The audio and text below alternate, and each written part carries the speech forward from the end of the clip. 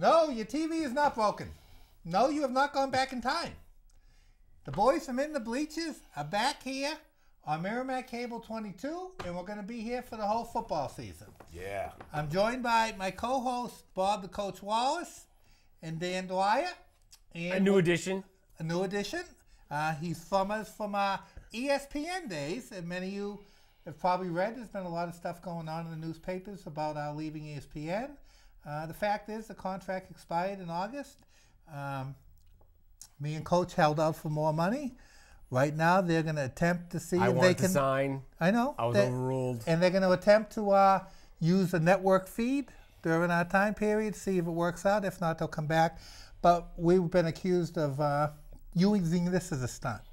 And the fact is, we are committed to doing the whole season here, right, boys? Doing TV to be a stunt to get more money on radio. Yeah. Who the hell would do that? The legend was started already here in the studio. That's correct. That's So where we we can't started. say before the radio show there was In the Bleachers. Oh. And we had a lot of good things. And How many years? This is our 12th. This is a 12 season, right? Yeah, 12th 12th season? season. 12 season. And I am very proud of the fact that during the Super Bowl, we were mentioned in the Boston Herald as having the #1 show the Saturday before the Super Bowl when we had Marty Moore, Mr. Irrelevant on. That was awesome. What a great He told us show some that great was. stories about Pete Carroll. And so anyways, but we're back. And the other thing, too, I don't want to talk too much because I don't want to think people think I have a big head. But a lot of people have come up to me and Coach and said, you guys, your good looks are being wasted on radio. You need to be where the people of Merrimack can see you. Did that actually happen? Well, that's a bold-faced lie. Did But somebody- you know what? If somebody it did actually happen, say it that? would have been really cool. It would have been really cool if someone had actually said Well, that. yeah, of course that wouldn't have happened. But the fact is I said it. These faces, come on. All right. Okay, guys, we're going to start up. We're going to get on our bicycle. We are going to be here every week. And let's see what we got to say. First of all, boys, little high-five action. We are the reigning Super Bowl champions, New England Patriots. Yeah. Coach, let's go back a little in time as you're sitting with 9 seconds left in the clock. Oh. Seattle's got the ball, and they're banging on the door. Because I'll tell you what I was yelling. Yeah. I was yelling, let them score! Let them score! That's what I was yelling. Yep. Right. Okay? Yep. And then tell us what went through your whole mind as you watched the next 9 seconds unfold. It was unbelievable. It was surreal. That's the only word I can come up with is surreal. I had already Were lost. you on hallucinogenics? At that time, no. At that time, no.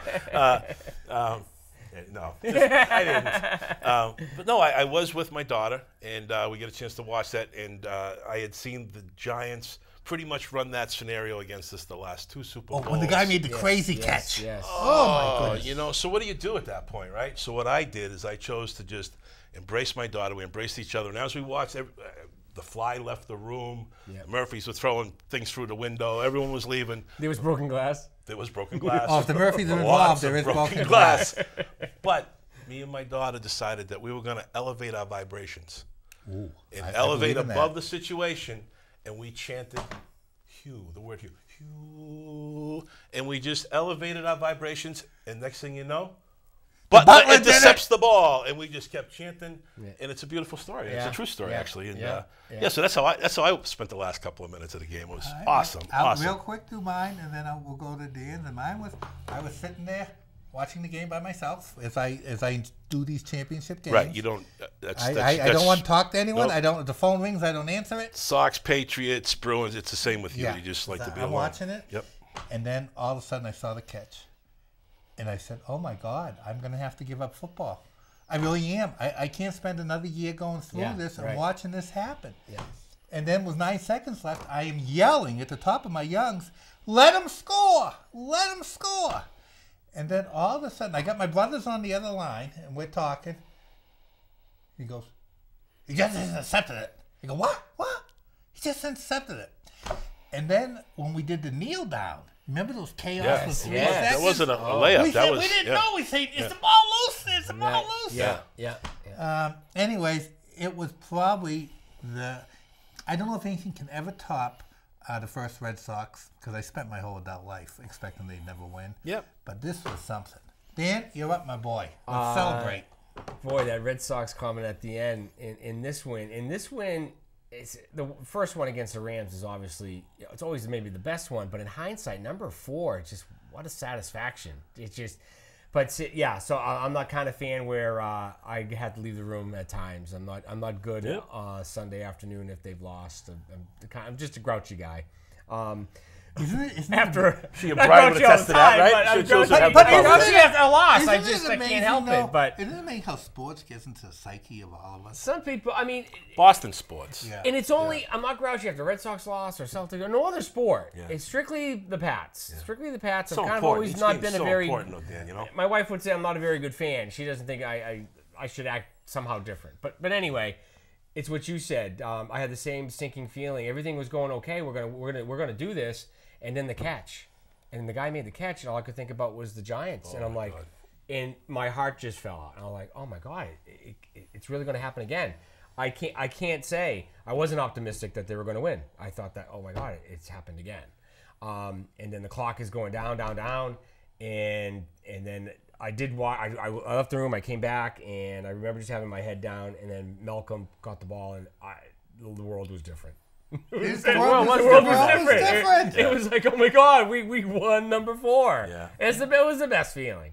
And to bring it back to when the radio show, to think that we started the show at the beginning of this season, and we wrote it every week, every Saturday. We started August 12th. And we were 1 year ago, like almost today, actually. Yeah. Lost, the big lot, Kansas City, the debacle, and everything there, the anger, and the emotion. The plastic eyes. Oh, from the shock. The Shark's eyes. Shark's eyes. And then to victory at the end. To think that we had that whole year doing that show, and now coming back on this year. I'm glad you brought the show back. But that was the season. They can't take it away from us. They can't take it away. 1 year we were on ESPN New Hampshire talking to Gordy Kluzak. I mean, not Kluzak, Gordy Lockbaum, finalist for the Heisman, Marty Moore, Steve Schubert, Fitzy. Yeah. I mean, you name it. And there's one thing I did find, boys, and when I call to get guests on this show, I'll probably have to lie. I don't care who I called.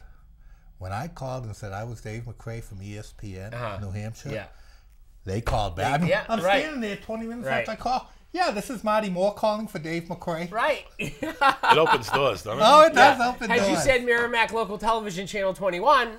You might have been a few days before he called you. You say Channel 22, you get in every time. That's what it is. They don't want that school board stuff. Oh, okay. They want the entertainment channel. They want the entertainment. All right. Now we have one last thing to do before we move on. Coach, I believe you have the key to the In the Bleachers Hall of Fame locker. I do. And as I hold this up, there it is. You can see 3-time champions. Yep. Oh, Coach. It's obsolete. It is obsolete. Please put that in the vault. Was the 1-time champion, 2-time champion, and 3-time champion. That'll get mounted. Get mounted. Get stuffed and mounted like a big boar head. You know what I mean? Maybe. What do you think? Yeah. Okay. You got it, buddy. There you go.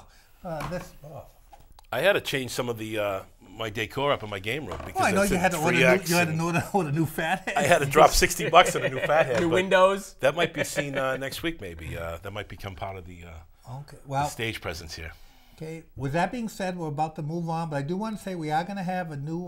We're going to attempt to have a new part to the program with the technology that's come in this world, and it's going to be fan corner, and we would like you to send to give me your email address. PatsCoach@gmail, and we'll have that on the bottom of the screen eventually. But during the course of the season, we want to have a lot more interaction with our viewers. Plus, we get a chance to see how many people are actually out there and how many of you guys are enjoying what we're doing or not. Or again, and if there's anyone uglier than us.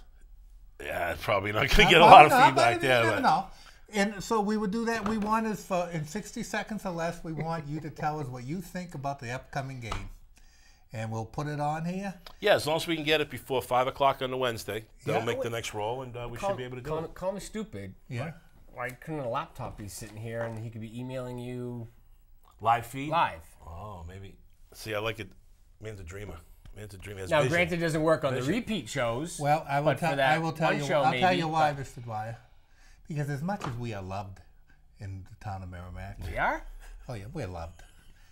I do not see people rearranging their whole schedule to sit down Really? Are you and sure? watch us at 5 o'clock so they can be. Get out of work early on a Friday yeah. so they come home and see us at the first Well, showing, no, which but is 5 o'clock according usually. to him, it's Wednesday. They'd have to It's be 7. here at 7 You said o'clock. 7 o'clock. Yeah, Oh. for the Well, taping. It was let's a start- live. Let's start off by having someone send their pre-tape stuff in. Fine. And then we'll go from there. All right. That could get ugly. All right. All right, good. Why is ugly keep coming up Great. every time we talk about this?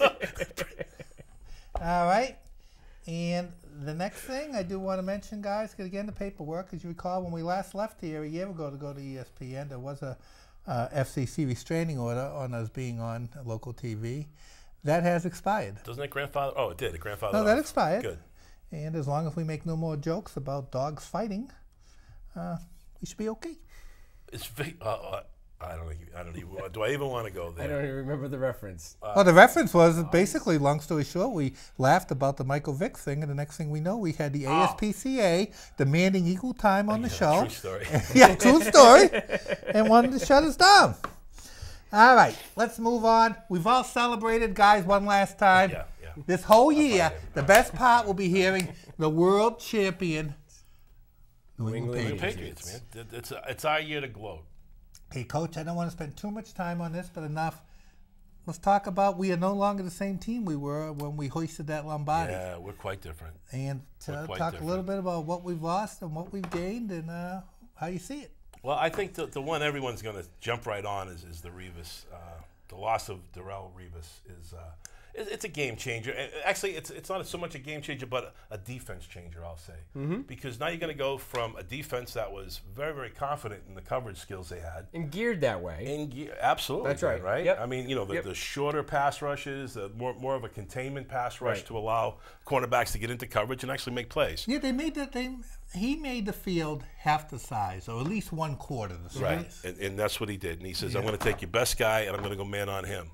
And that was what we rode right to the Super Bowl. And the other guy was great. Browner, yeah. You got to remember, The hammer. he came back after the debacle with Kansas City. That's right. And he started the whole punch him in the mouth. Yep. Yeah. Punch him in the mouth. And it didn't. we It rode didn't let up. No, we rode it the whole year. No, I think he averaged a penalty and a half for every game. You could just count on it, but I would say out of the majority of the penalties he got, if you looked at the tape, it was a clean hit. I mean, he was taught the right way to hit. Yeah. That's right. But That's man, right. he punished some people, He and did. that He word did. got out. And guess what? It saved us from a lot of deep threats because they didn't want to go deep. If I can to interject something too, is because I think Revis gets far too much credit sometimes, especially last season.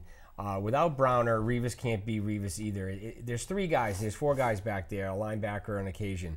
It's a team game. Yep. One man doesn't do it. And Revis, as great as he was made greater, and the whole unit was made greater because Browner was on the field with him. That's a great point. Now, let me ask you a question about that. Do you think because of that was why he let them both go? Yes, it was one of the. Really? It was both or one or the other. You know what I mean? Yeah. Now their defense is more geared towards a pass rush. They're completely.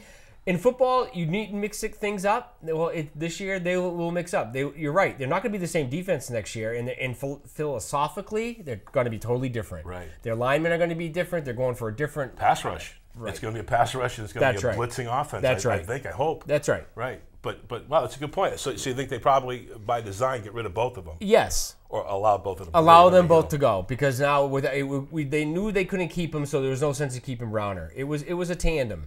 And not just the 2 of them, but the 3 or 4 unit was built a certain way around Revis. Right. And now if Revis isn't going to be there, let's have a completely new philosophical secondary. Yeah. That's what I think what we're going to see. No, it's some great insight. How do you argue with that? Oh, he's very intelligent. Very intelligent. All right, Coach. Let's not spend a lot of time on what we lost because they're gone. They're the past. Yep. They don't exist. They're out of here. Who have we got in here this year that we expect to see a little spark, a little light from? Well, I think a lot of it will be just allowing the people that have been sitting in the second and third, slots to step up.